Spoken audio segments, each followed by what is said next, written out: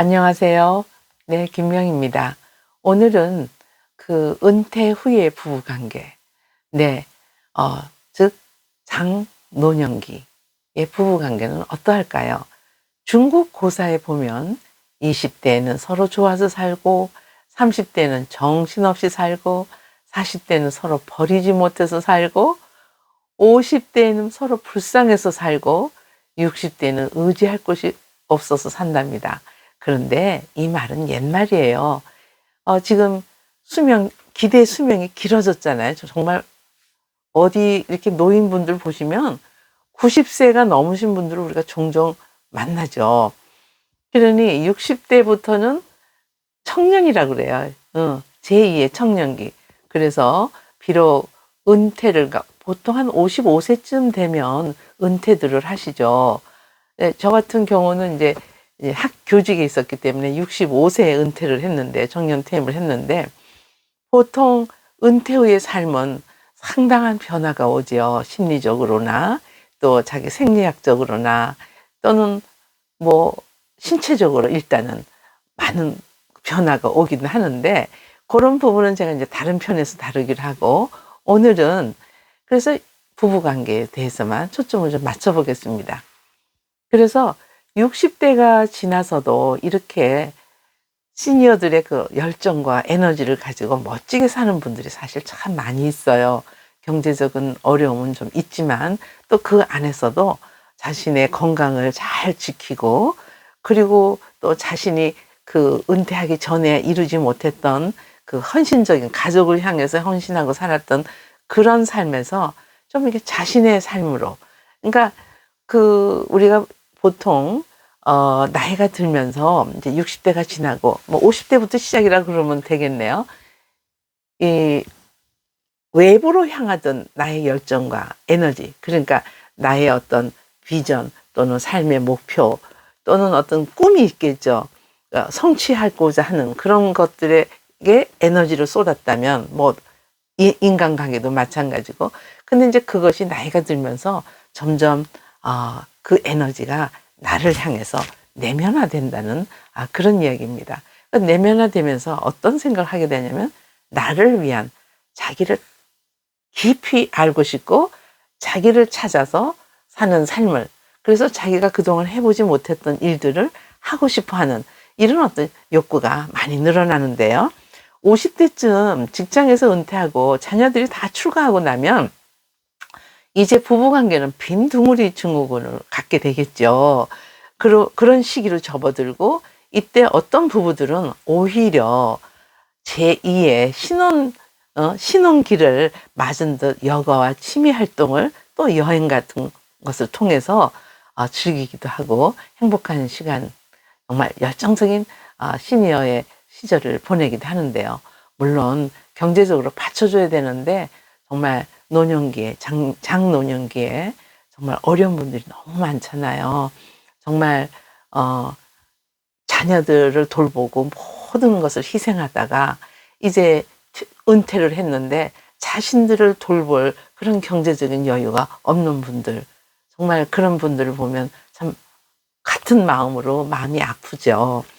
그러나 은퇴를 인해서 이렇게 수입이 반으로 줄고 할 일은 또 2배로 늘어나면서 얼마나 정신적으로, 심리적으로 많은 어려움이 있겠습니까?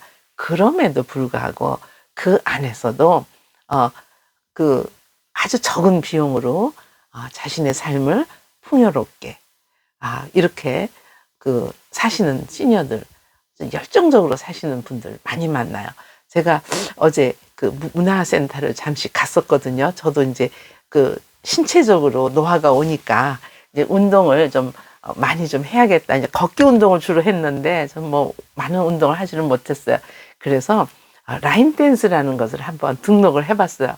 들어가서 깜짝 놀랐어요. 제가 왕초보반에 들어갔거든요. 근데 말이 왕초보반이지 거기 오신 언니들이 너무 이 스텝을 잘 밟는 거예요. 잘못하면 전 부딪힐 뻔했어요. 이제 그 정도로 많은 분들이 적은 비용으로, 우리가 이제 이 노년기에는 시니어들에게는 할인이 되더라고요. 어떤 데는 20%, 어떤 데는 30%. 그래서 뭐 한 3, 4만 원? 그 이하로 저희가 즐겁게 음악과 함께 이렇게 라인 댄스도 하고 그 외에 뭐 많은 강좌들이 있는데 어쨌든 제가 그 문화센터에 가서 열정적으로 자신의 삶을 좀 이렇게 돌보고 사시는 분들을 이렇게 보면서 참 정말 100세 시대에 맞게 시니어들이 정말 시간과 그 어떤 삶을 정말 보람 있게 보내는구나 이런 인상을 많이 받았습니다. 전 맨날 그냥 뭐 책이나 읽고 뭐 학교에서 학생들 가리키고 뭐 기껏해야 뭐 가족을 위해서 뭐 마트 가서 장 보고 이제 이런 게 고작이었는데 저에게는 좀 신세계였어요.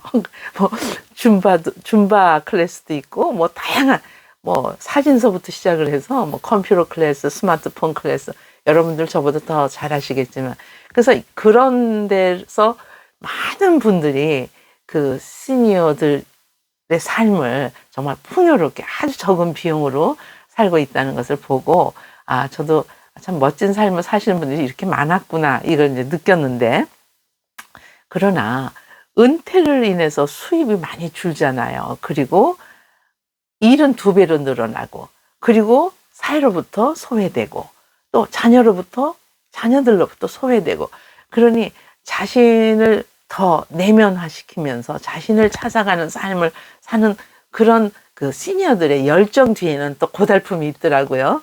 네.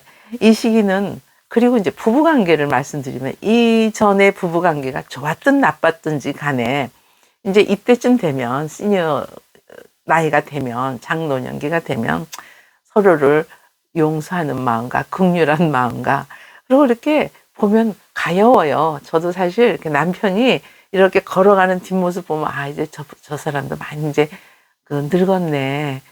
그리고 좀 가엽더라고요. 좀 불쌍한 생각도 들고 우리 인생이 참 허망하다. 이렇게 열심히 일하던 사람이었는데 저렇게 걸음걸이도 좀 이렇게 느리게 걷더라고요. 그리고 피드백도 좀 느리게 하고 이제 그건 이제 생물학적으로 이제 노년이 되면 이제 모든 것이 이렇게 느려지니까 그럴 수 있는데 이제 그런 것을 생각하기 전에 일단은 좀 가엽다는 생각이 들더라고요. 자, 이제 이렇게 서로 늙어가는 저희들이잖아요. 그런 서로 늙어가는 모습에 연민을 느끼고 그리고 이제 60대 이후에는 서로 의지하게 되겠죠. 아무래도 함께 살아가야 되니까. 그래서 은퇴 이후에 부부 관계는 이전의 부부 간의 친밀함이나 또는 뭐 건강이나 경제적 자원의 영향을 받지만 무엇보다 변화하는 역할의 부부가 얼마나 융통성 있게 대처하느냐 거기에 따라서 장노년기를 좀 더 풍요롭게 꼭 경제적인 여건이 좀 없다 할지라도 좀 풍요롭게 살 수 있다. 저는 그렇게 생각하고 이제 배우자를 남은 여생을 함께 할 동반자로 생각을 해야겠어요. 동반자로 생각할 필요가 있지요. 그리고 서로 성 역할에 이제 구별이 없어지는 것 같아요. 저도 이렇게 남편이 말없이 설거지도 도와주고 뭐 베이큐 청소기도 돌려주고 빨래도 넣어주고 이제 그런 것들이 이제 많이 이렇게 예전에 바쁠 때보다는 좀 많이 늘어났는데 네, 이렇게 남은 여생을 함께 할 동반자다 우리는 이렇게 생각을 해야 되죠. 그래서 서로의 성 역할에 구별이 없어지더라고요. 그게 정상인 것 같습니다.